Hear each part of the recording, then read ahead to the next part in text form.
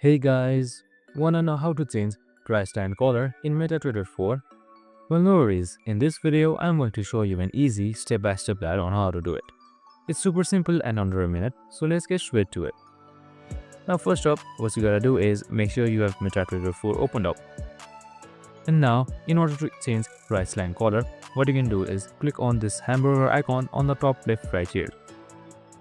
And once you're there, click on settings.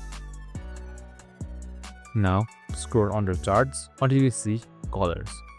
Simply click on it, and right here, sort up for beat press line. For me, it's right here. So select beat press line, and now you're provided with various colors. Just change it to what you like. I'll just change it to blue for now.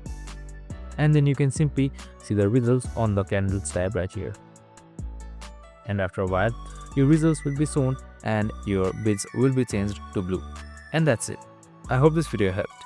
If it did, make sure to like, subscribe and tune in with us for more of these videos.